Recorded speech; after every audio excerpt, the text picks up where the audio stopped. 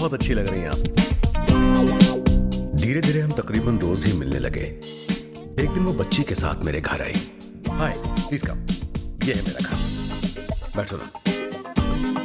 हमारी दोस्ती अब नजदीकियों में बदलने लगी थी। हम एक दूसरे की पसंद नापसंद जान रहे थे। हम एक दूसरे के साथ बहुत वक्त बिताते थे और ज्यादातर ईशा हमारे साथ होती थी। इसी तरह प्यार की खुशबू के साथ 4 साल गुजर गए।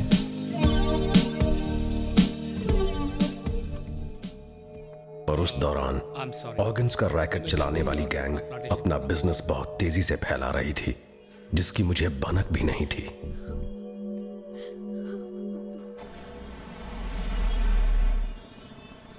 काएगा, भूख लगी है? हाँ लगी है। मेरे साथ चल, अच्छा खाना खिलाऊंगी। ये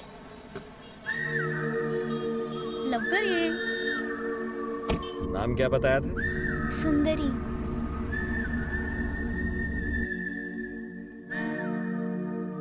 और खाएगी? अजीबा टेंशन नको। 1 करोड़ लगेंगे। आपके पति के लिए लिवर डोनर मिल गया है। उस डोनर का कुछ अता पता है? डोनर का नाम तो नहीं बता सकती, पण तुम्ही टेंशन नको घेऊ, सब लीगल है। जो डोनर मिला है ना, उसका लीवर आपके पति के लीवर से मैच करता है। लेकिन उसने रिक्वेस्ट के लिया है कि बाहर में उसके बारे में कुछ न बताऊं। समय बहुत कम है मैडम, जल्दी से फैसला कीजिए। इस तरफ सत्या और हिमानी का अब रोज मिलने लगे। मुलाकातों का सिलसिला बढ़ने लगा, साथ ही नजदीकियां भी बढ़ी। ये नजदीकियां कब प्यार में बदल गई, ये ना सत्या को पता चला और ना हिमानिका को।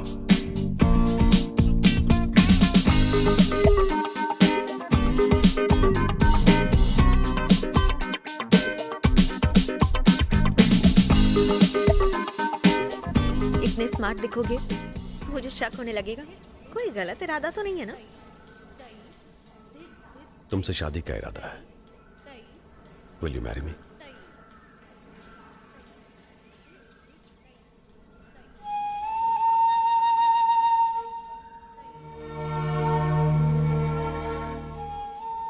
लोगों की बातों से परेशान हो क्या? Look, I love you. तुम भी चाहती हो तो शादी कर लेते हैं ना। डर कैसा?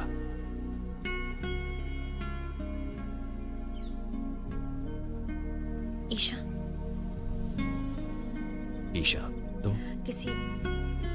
किसी और की बेटी है वो। यही डर है कि कल अगर हमारे बच्चे हुए तो। तुम मेरा दिल दुखा रही हो। आइंदा से तुम ऐसा नहीं सोचोगी। Satya, I am sorry. मेरा मतलब ईशा सिर्फ तुम्हारी है, तुम सिर्फ मेरी हो। और अब से ईशा हम दोनों की है। वो तो बहुत पहले से मेरी बेटी है। जानती हो, जब पहली बार कोर्ट में मैंने उसे गोद में लिया था, तभी से सोच रहा हूं। 6th से वो अच्छे स्कूल में जाएगी। उसके लिए हमें रोज रोज अप्लाई करना होगा, लाइन लगानी होगी। लगाएंगे। उसके बाद अगर स्कूलिंग खत्म होने पर उसने बाहर जाकर पढ़ने के लिए कहा तो पहले हम उसे मना करेंगे। फिर भी उसने जिद की तो उसके लिए थोड़े थोड़े पैसे बचाएंगे, वो भी आज से, और भेजेंगे पढ़ने के लिए। मेरी सैलरी तो जानती हो ना तुम, और मैं घूस नहीं लेता, कभी लूंगा भी नहीं। ये मैंने इसलिए कहा है कि तुम मुझसे कभी ऐसी उम्मीद मत करना। और ये मेरा वादा है कि ईशा के अलावा हमारा दूसरा बच्चा नहीं होगा, चाहे मेडिकल शॉप के कितने ही चक्कर क्यों न लगाने पड़े।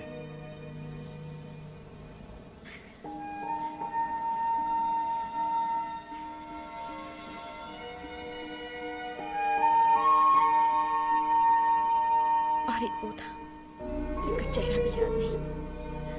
ईशा के पैदा होने का भी वेट नहीं किया उसने। लेकिन तुमने तो। इसीलिए तो कह रहा हूं, हाँ कह दो ना।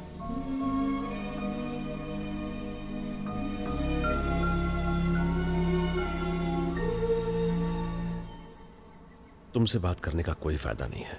जाकर देखता हूं कोई बुजुर्ग है तो।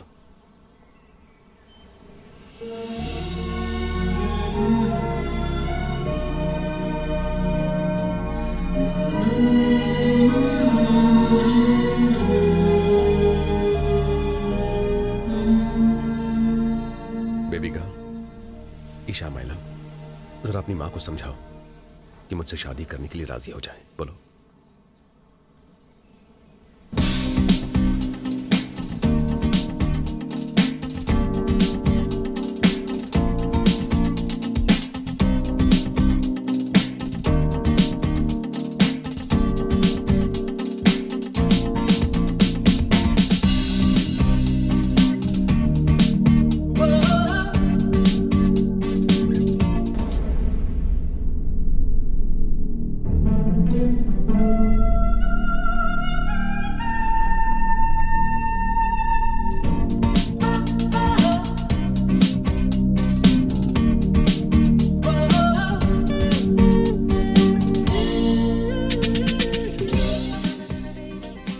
में से ले जाओगे?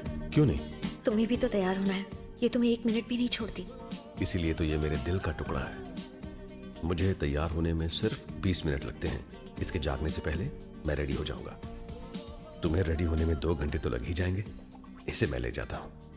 इसकी ड्रेस रखती है ना, और शूज सब इसमें है। इसे उठा दोगे तो ये खुद रेडी हो जाएगी। गुड, मैं ले आऊंगा इसे। मेरी जिम्मेदारी है। कल मिलते हैं अपनी शादी में।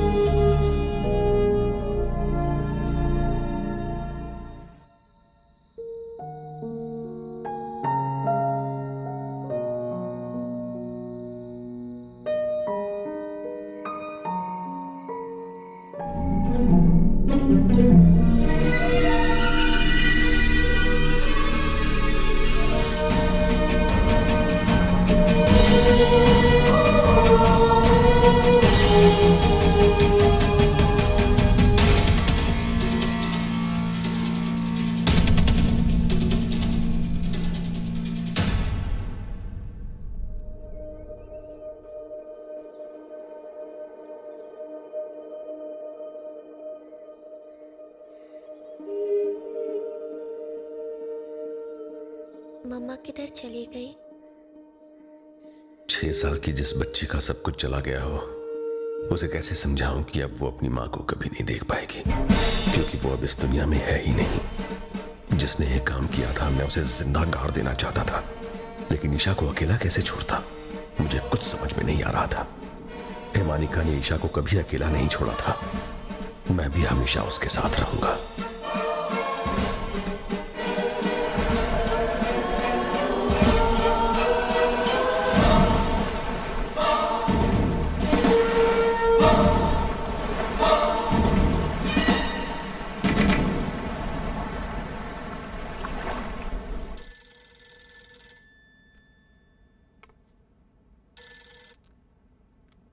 हेलो सर, आपने विक्टर के बारे में पूछा था ना? मैंने अपनी खबरी से उसकी सारी इन्फॉर्मेशन निकलवाई है।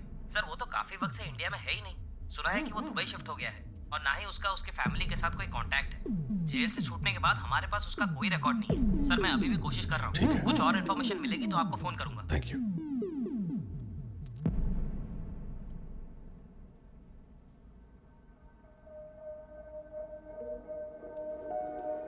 क्या हुआ? डर लग रहा है? मैं हूं ना, सोचो।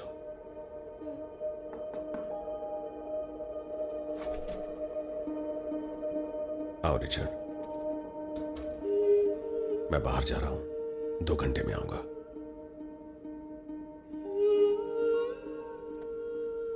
ख्याल रखना। बस थोड़ा और आगे जाके रुक दो।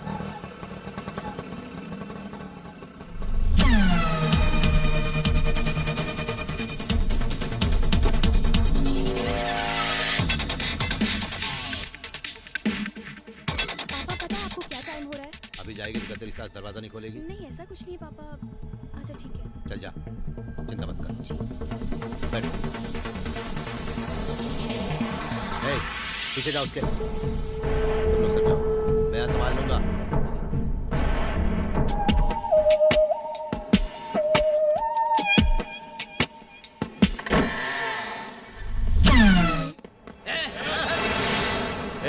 चलो देखते हैं आज इसे पहले कौन मारता है।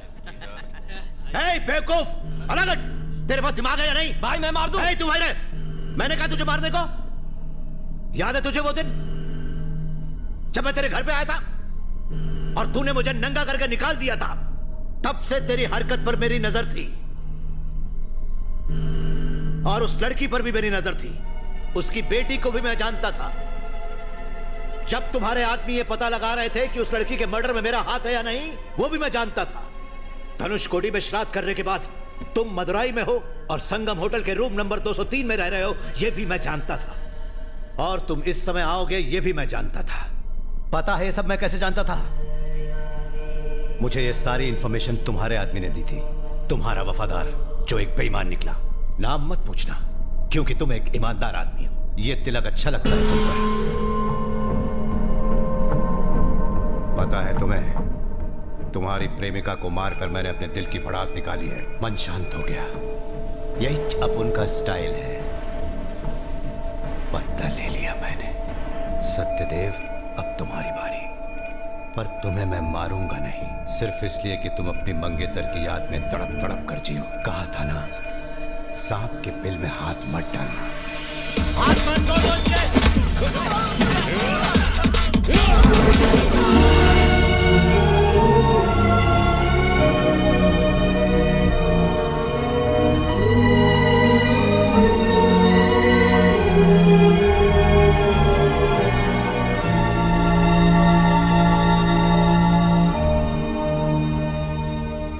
मुझे वो पल याद आए जब मैंने उसे आखिरी बार देखा था।